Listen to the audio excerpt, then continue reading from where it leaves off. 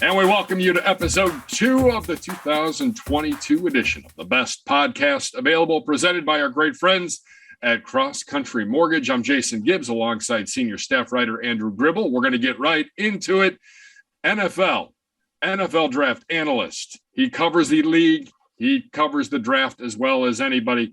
Eric Edholm from Yahoo Sports joins us from his palatial studio inside his home.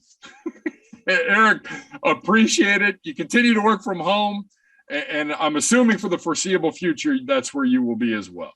I've been locked up for 2 years pretty much. I don't know if some of it, obviously things are kind of opening up or opened already, but I'm still in exile, guys. I'm going to ride with this approach and see how it takes me, Well, the positive is they did let you out to go cover the Senior Bowl, and we'll see at the Combine coming up in just a few weeks. But let's get right down to it. Some normalcy coming back to the pre-draft process leading up to the draft at the end of April, pardon me. But your takeaways from the Senior Bowl. You got to go down to fabulous Mobile, Alabama, and I will say the people down there know how to do it, and they do it right. But your thoughts and takeaways from a week in Mobile, Alabama. Yeah, first Senior Bowl I'd missed was last year for probably a 5, 6, 7 year span. I don't exactly know how many it's been, but it was good to get back and good to see people from around the league, good to see other media members, and good to see this draft class, eyes on the prize for the first time in person. I didn't attend a college football game either this fall, and that was a little bit of a change from pre-2020. But yeah, I mean, it's, everybody starts with the quarterbacks. I don't think it's a terrible group. I don't think it's a great group. It's somewhere in between.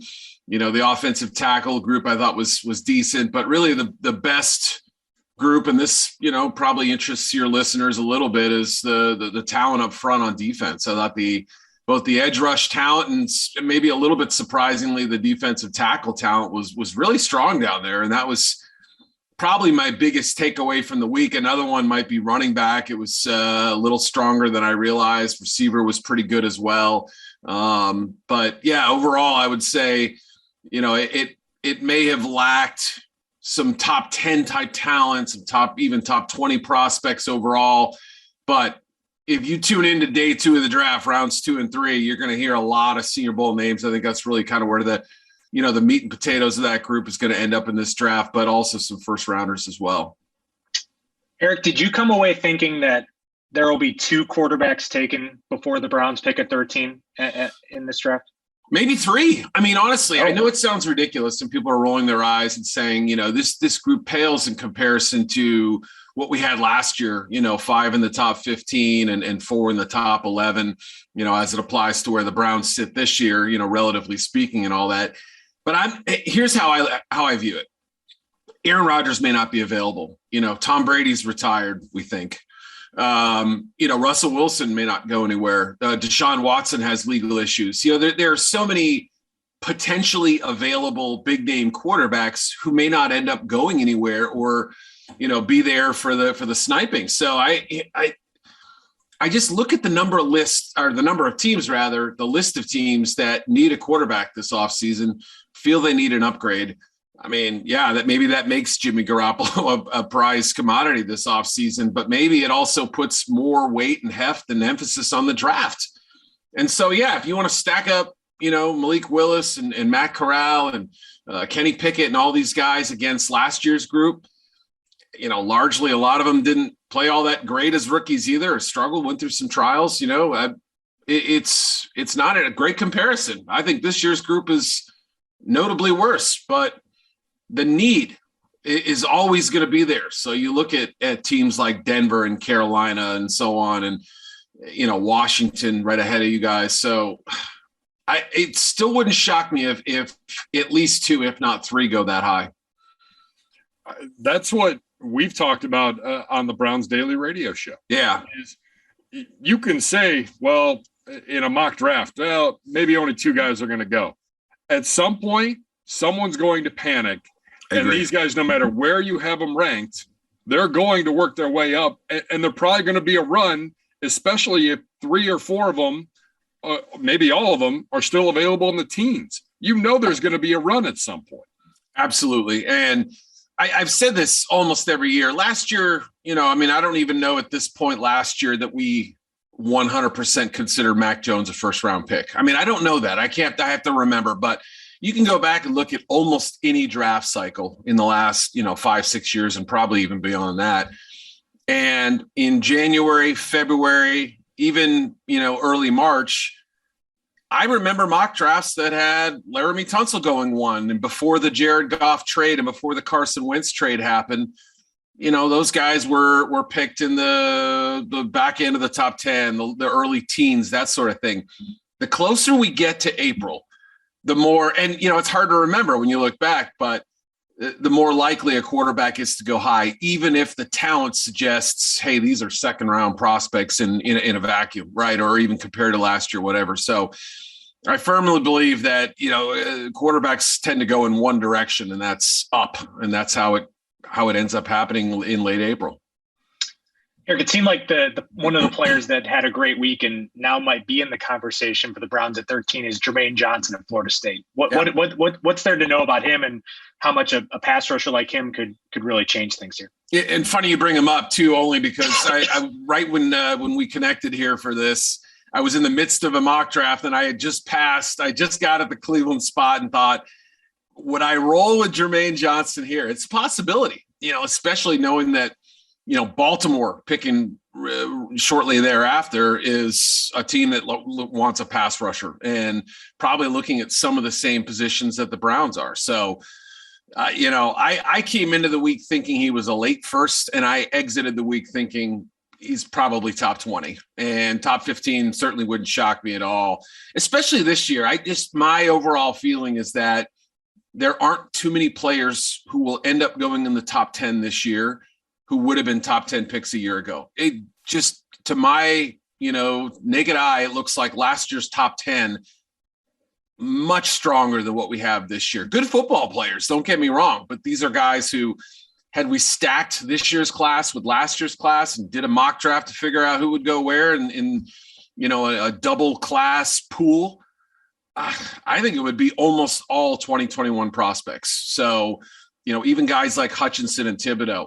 So, but then again, as you asked, Johnson went down there. I thought he was the best player in Mobile. He really was, from the first set of one-on-ones until he tapped out. I don't even think he practiced on Thursday, if I recall. So, he was consistently winning one-on-one battles, looked great in the team portion as well.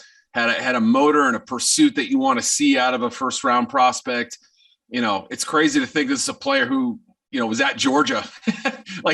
He needed to get out of that loaded all-time defensive depth chart to get somewhere where he could be featured and not just be a rotational player. And good for him. He made the most of it at Florida State and had a great final season. So, watch the Clemson tape. He, even though they lost, he dominated. Watch really any number of tapes. Boston College, a great offensive line. He played outstanding against them. So, and it carried through to Mobile. So he's got the length, the burst, the strength, and the attitude. He's got an edge to him too. So I really like him, and it wouldn't shock me at all to see him there.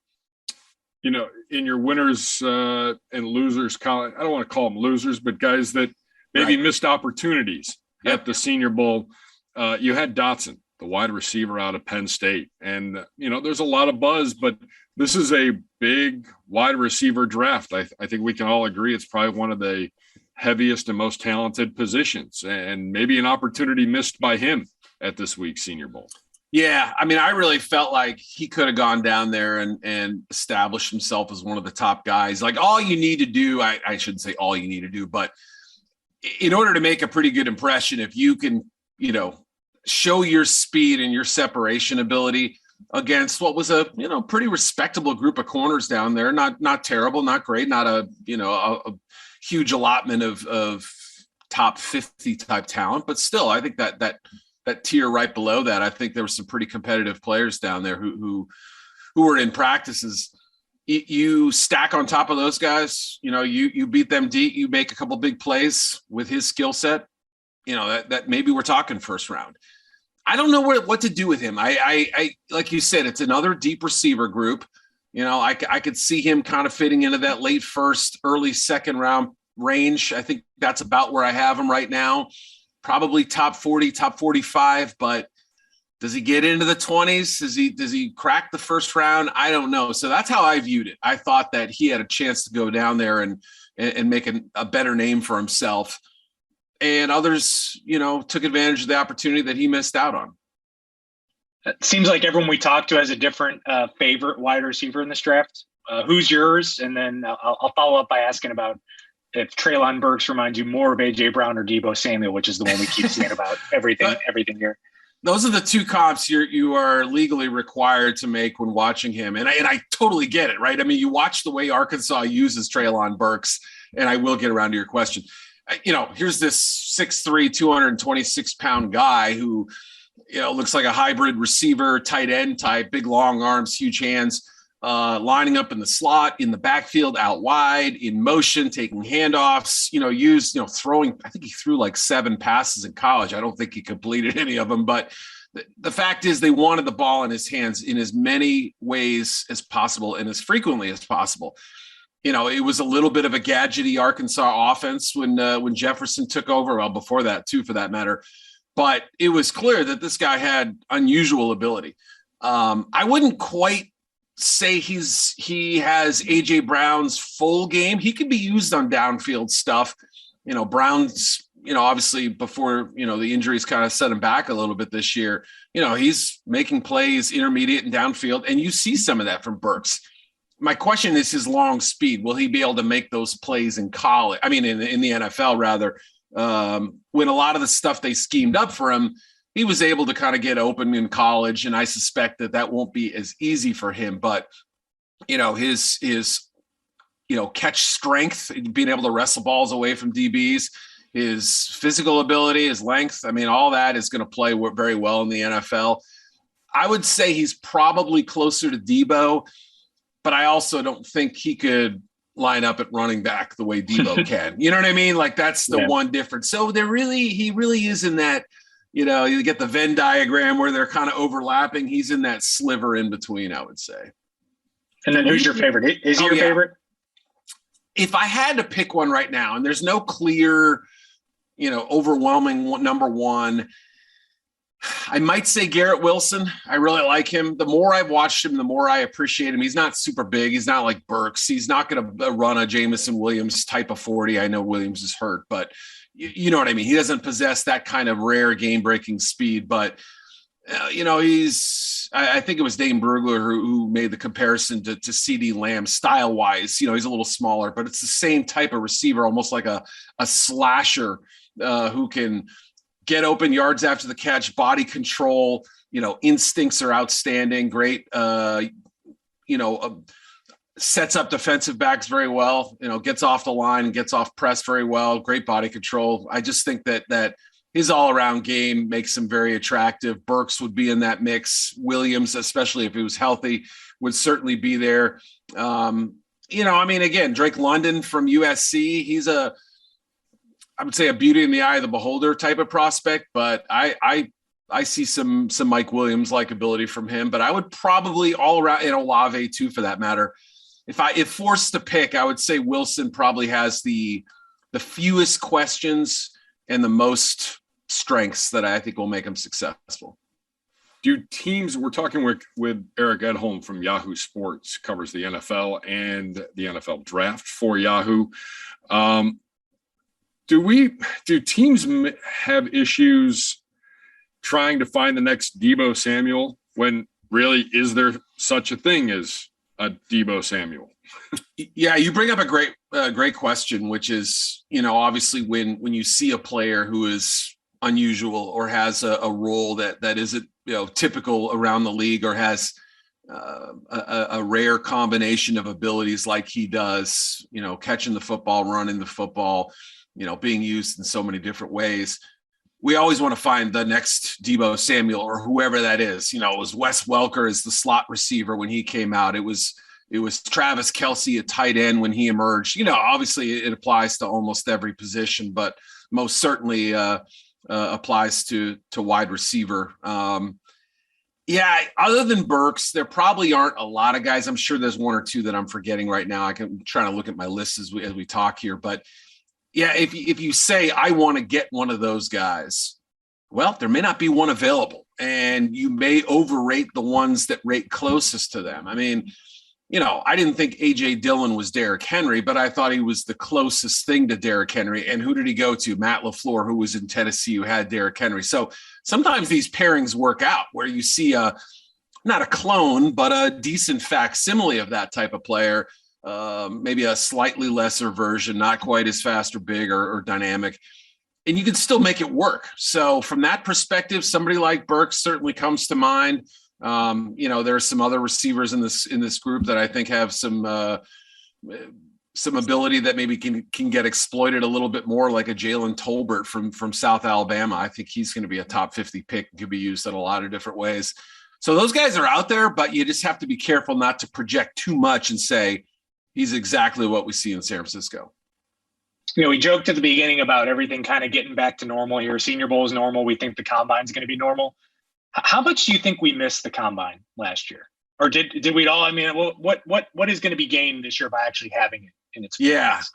I think the biggest thing in talking to evaluators a year ago was the medical information. I know that's not a very sexy storyline. And, we love the 40-yard dash and we love the bench press and all that stuff. And, we get to meet the players that come out, they talk to the media. And for a lot of fans who follow the draft, it may be the first time that they hear these guys speak. And it may be the first time that evaluators, in some cases, depending, head coaches, GMs, scouting directors, get face-to-face time with them as well. So the interview process is very important, less so for the media, more so for the teams behind curtains and stuff. And the workouts matter, they certainly do, but I really believe it's the health information. And, we had some players who had these health questions that lingered right up into the draft, and getting the most accurate, updated information wasn't as easy as you'd think in this digital age, right? And getting everything kind of coordinated, that was a little bit tricky. So, yeah, that's probably the biggest aspect. And especially this year, I mentioned Jameson Williams and his teammate John Mechie at Alabama, Justin Ross at Clemson, George Pickens at Georgia. The receiver especially is a position that is loaded with injury, and Drake London for that matter, injury-addled players or questions sort of lingering over their head, or take a guy who may even be available when the Browns pick, which is Derek Stingley Jr. I'm not saying that they'll take him, but I'm just saying a guy who hasn't really been healthy since his freshman year. So answering those injury questions, I think is going to be absolutely massive for that combine setting. With this draft being wide open, and really, I mean, you've got some big names at the front, but it could go any one of a number of different directions. How important is it for guys to participate in the combine this year? A lot of times we have guys that, I'm just going to do it at my workout or my college day or whatever. I think it's a little more important this year with the draft being as wide open as it is. It is. Yeah. I think that's an important factor. It's funny though. I had some conversations over the summer. I had somebody kind of mention how they felt that pro days were actually really important. We kind of see these guys running around and, shorts and shells and whatnot, and it doesn't really feel like football. And we think, how much can this really change the evaluation? But I think, I was surprised, and you realize when all these evaluators show up to pro days, how important they are. But I think it definitely applies to the combine. And because of the nature you just mentioned, which is that this is one of the tougher top 10s to predict in recent memory. Sure, we didn't know exactly where Jalen Waddle was going to go or how high Kyle Pitts would go a year ago. And, those were all questions, but we knew they were going somewhere in the top 10. We figured Patrick Surtain and at least three quarterbacks were going that high. And we figured that certain players belong there. This year, that question is very open-ended. You can talk to teams who have, late first round grades or early second round grades on players that you're routinely seeing mocked in the top 10, 12, 15 picks. So, that to me suggests there's a lot of fluidity, and there's going to be some misses this year as there are every year, but absolutely. I mean, one impressive interview, one clean bill of health, one strong workout, maybe it makes a 10 or 15 or 20 pick difference on where a guy ends up going. It really can happen that way because teams only get to pick every 30 or so selections, and they look and say, all right, we're at 15. We'd love to get him at 25 ideally, but we can't find a trade down. We got to take him here. We love this player based on what we saw at the combine plus everything he put on tape, that's how guys get reached for, even though the teams see a fit that others may not. Which strategy is more likely to be copied, you think, in your opinion, based on these Super Bowl teams? Yeah. With the Rams all-in strategy, is that going to be copied? Or is the Bengals strategy, which I guess is pretty standard, but this past year they loaded up on mid-level free agents on one side of the ball and had a lot of success that way? Yeah, I mean, right. For every, look at the Bengals, for every Trey Wayne signing that didn't really work out, they got a Trey Hendrickson and they got a DJ Reader, and they, augmented really all three levels of the defense and, added multiple cornerbacks and safety help as well. So, yeah, I think 7 of their 11 starters on defense in the Super Bowl came via free agency the last couple of years. So, that's pretty eye-opening, right? And then, as you pointed out, the more extreme example, if you will, the razor's edge, the gutsier version would be what the Rams did, which is you're still loading up on picks. I mean, they had 45 draft selections over the last 5 years. Their aggressiveness really kind of kicked in 2017, with who was the wide receiver they traded for? Sammy Watkins. So that move was what started the Rams down this path of, first rounders be damned. Let's get known quantities for those things instead of a 50-50 coin flip on a prospect.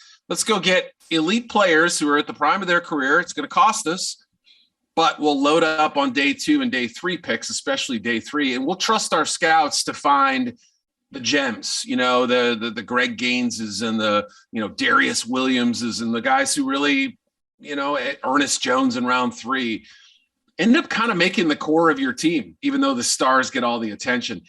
That one, what the Rams did, I think requires a lot more faith in ownership, not firing you for these outside the box thoughts, faith in your scouting department to be able to mine through the flotsam and jetsam of the lower round prospects and the less heralded guys, faith in the fact that you're going to have enough depth to buttress your stars and enough supporting cast. I love what they've done. Don't get me wrong. I wrote a lot about it leading up to the Super Bowl, but I feel like that's the tougher sell. It's great in theory, but in practice, it takes some guts and it takes some faith. And I don't know that every GM's going to have it. So I'll be fascinated to see. It's a great existential team building question that we may not be able to answer until June. You cover the NFL, an amazing postseason and a Super Bowl that I don't know if it was a great Super Bowl. Yeah, but it was. It brought you the drama at the end of the game that you wanted. Your thoughts on the whole 2021-22 season and the postseason especially? Yeah, just bringing it back to the idea of some semblance of normalcy. Last year felt weird to me throughout. it was football. It was great. You guys obviously had some tremendous success that I'm sure you thoroughly enjoyed, excuse me. But in the whole year had a bizarre feel to it. This year felt a little bit more normal, but as you pointed out, so many thrilling finishes. The first round of the playoffs, a little bit of a dud. Everything from then on thrilling. The regular season had some wild moments. We had unexpected teams, kind of thriving. We had some struggle that didn't meet expectations.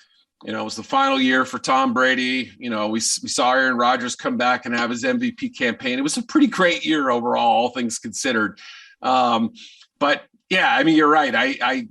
I don't know what to kind of make of these teams going forward. We could see McVay and Aaron Donald retire. We could see OBJ and Von Miller leave, and that kind of opens up the flip side of that question, which is you have to be willing to let some of these big name players walk because you can't afford them all. And that's the risk of this strategy. But it shows that, outside the box thinking can be rewarded. And I thought that was, evident with a number of teams this year and the way they constructed their roster. So yeah, you're right. It was a good Super Bowl, maybe not a classic, but it did come right down to the final plays. And that's all you could really ask, I think. Eric, appreciate the time. And you can follow him on Twitter at Eric_Edholm, EDHOLM from Yahoo Sports. You can also check out his great work at yahoo.com. Before I let you go, Super Bowl Sunday, you're in the Yahoo control room. You're doing the live blogging and interacting. What is the go-to food? in that situation? Yeah, usually what I do, if I'm not at the game, if I'm at home, which I have been the last obviously couple of years, I usually will put something in, some pork shoulder or something like that, and I'll let it kind of cook slowly all day, and then have it ready at like 5 o'clock Central. Right, kickoff is 30 minutes away. Didn't have that kind of motivation this year, right? So I went with the standard, the fallback. I make a pretty good guacamole, you guys. I gotta say, I have some Mexican relatives and they've tried it and they're like, all right, that's pretty good, man. Like, so if you're allowed to stay in the family. Exactly. I have retained my place. So I went guac. My wife appreciates it. Everybody wins, Good for you, man. Appreciate it. Safe travels in a couple of weeks. Hopefully the weather continues to hold out and we don't have any more winter storms, although I feel like there's one coming today or tomorrow. So, but hopefully that won't happen the week of the Combine. Look forward to seeing you in Indy. Continued success and all the best to you and your family. Keep those kids and that dog under wrap as best you can, like the rest of us. Gribble's fighting a never-ending battle with his. Oh, really? Yeah. Missed the halftime show this year. Oh, see, there you go. I mean, that always happens. Yeah, my kids wanted nothing to do with it. They just wanted football. But it was, believe me, we're hanging on for dear life here, but we love them. They're great, and I can't wait to see you guys in a couple of weeks. Eric, look forward to it. Thanks a lot and continued success. Thank you. Thanks to Eric Edholm, Yahoo Sports, yahoo.com. Make sure you follow him on Twitter at Eric_Edholm. Jason Gibbs, Andrew Gribble, best podcast available, presented by our great friends at Cross Country Mortgage. And Gribbs, I am very happy that you do not make Zagura and I do mock drafts this early. I don't know. Yeah, it's too early. I don't know. But you're not off the hook. Yeah, I mean, and it's one of those things too where, let's be honest. I mean, we work in the NFL. It's hard for us to be watching this stuff every Saturday. That's our one kind of day to kind of not be engrossed in football. So I do a lot of my learning at this time of year. And I think it's tricky, especially when you've got so many different opinions, especially on these positions of need for the Browns. I mean, wide receiver depends on who you talk to on a given day, who their favorite one is. So it's going to come down to how the front office sees it. But yeah, like you said, that there's not really, this is a weird draft too. There's not a consensus top guy. It's always different when you don't think a quarterback's going number one. And I think that's what makes this real unpredictable, because you can never know for certain who's going to be the number one pick if it's not a quarterback. Like even in 2017, down to that last minute, you thought it was going to be Miles, but there was like, oh, Browns still need a quarterback. It wasn't like a slam dunk until you heard the pick. So that's the way we'll be viewing this draft the entire way. Yeah, the more quarterbacks that can move up, I need a couple good showings at the Combine, move up, because then people start falling to us, and then we have more and more options at pick number 13. Todd McShay, his latest mock draft dropped yesterday. The best fits, best picks for each team post Super Bowl. And at pick number 13, a pick I think a lot of people will like. Garrett Wilson, the wide receiver from Ohio State, falling.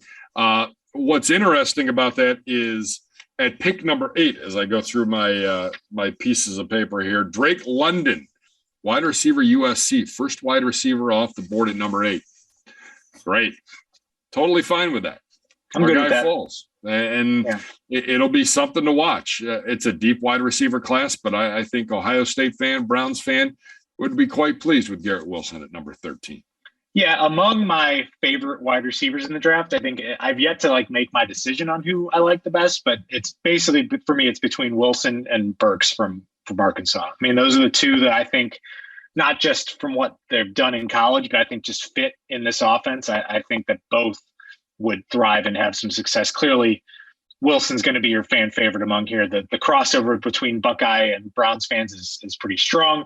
And so it seems like it would make a lot of sense. It's just going to be one of those things now where you're going to see what happens in free agency, and that could change what you think about the positions. But it's hard to make a case against wide receiver at 13, but it's also hard to make a case against anyone on the defensive line at 13. And those are the two positions where I look at where it's like, you can't disappoint me. Even I know the defensive tackle class this year is probably not number 13 pick worthy, but certainly pass rushers, if you can get one at 13, that with the situation you have at the position, not knowing what Jadeveon Clowney is going to do here in the next couple months, but you certainly wouldn't turn that down either at number 13. I mean, it almost comes down to, and again, this is February. This is mid-February. We're 2 months out from all this really coming to fruition. But which position will still be the strongest in the second round? Right. I mean, that's – and I don't know if we know the answer to that quite yet. The answer every year over the last few years has been wide receiver, and that might be the answer this year again. I mean, because it's a deep class, and it's just the thing that always makes you worry is like pass rushers go so high in the draft, and you're wondering if they're falling to 13, what's wrong with them? Because it's like you've got your top tier guys, but usually you can get someone that's really good at that number 13 spot. This isn't like picking at number 26 last year, so it's you can get an elite player that if you're just bringing back Myles Garrett next year, you don't know what's going on in free agency with Clowney. You feel good about potentially putting someone in there that could be plug and play. Yeah, and in the Todd McShay mock, he does have the Steelers moving up in a trade with the Chargers to get Malik Willis, quarterback out of Liberty.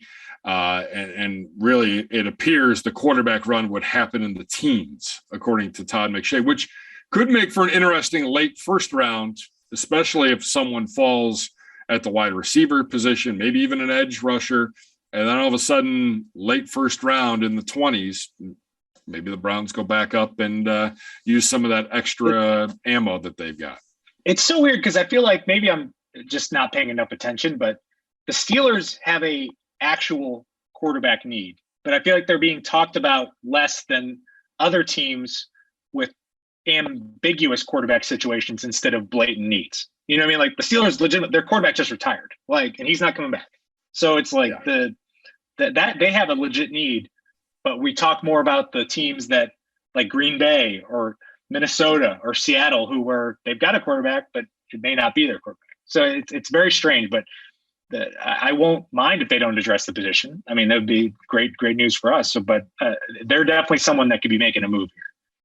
All right. Fact or fiction, Kyler Murray will be playing baseball for the Oakland A's when the 2022 NFL season starts. Fiction. I mean, why? I was waiting for you to just go, I can't think idiot, of, Gibbs. It's all right. I can't think of one reason that would make sense. I mean, I get that things aren't going well right now in Cardinals land with this stuff, but they had an amazing season. I think on the field, I think they were the best team the Browns faced this year in terms of how they played in that game. Like the Cardinals played at such a high level in that game that they beat the Browns in week 6. I mean, they were awesome. And he was great. He didn't even have to run that much. He's a really good quarterback. And, baseball isn't playing right now. And we don't know when they're going to start playing. I would say he's a top 10 quarter. I think he's a top 10 quarterback right now. I mean, things are going to be fine. Losing is hard. I get it. Like the Cardinals season did not end the way they thought it should, but he'll be back. Like I'd be stunned if he's anywhere but Arizona. I know there's all this stuff that is come up over the last week, but I mean, they already gave up on a number 1 first round quarterback after 1 year for this guy. I mean, there's clearly he's their future, and he's. And by the way, that was a really right playing well. Yeah, it was the correct decision. Yeah. But he's really good, and I think Arizona. Like, there's no move that makes Arizona better without Kyler Murray at the center. I mean, he's a great player. I have no idea where this is coming from. I don't know what it stems from. I don't know. There's some hurt feelings.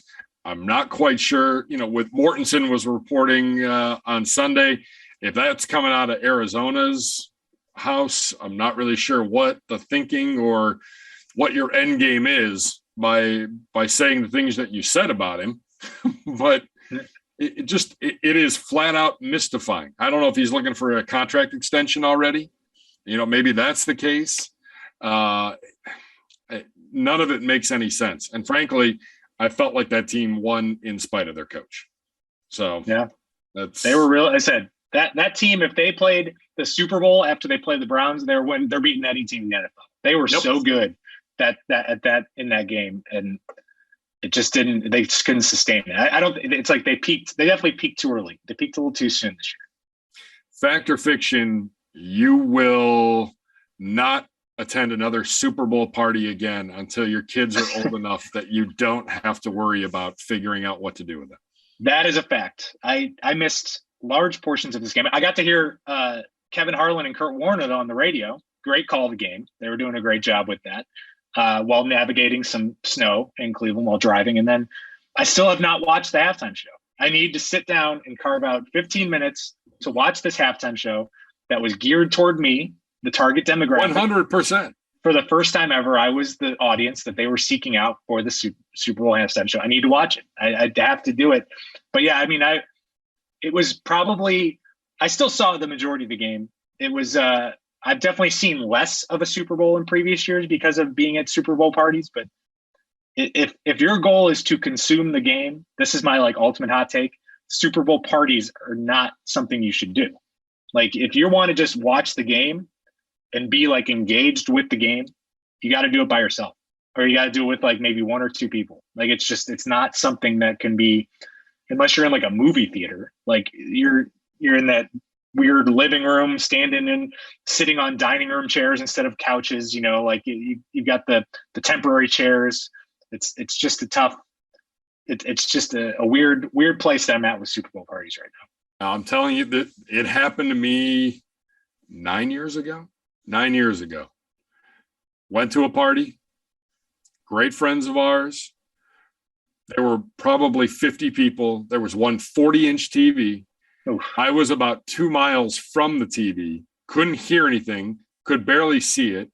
And the halftime show ended, and my wife looked at me and said, "We need to go home. The kids have to go to bed. I'm getting tired." I was like, "That's it.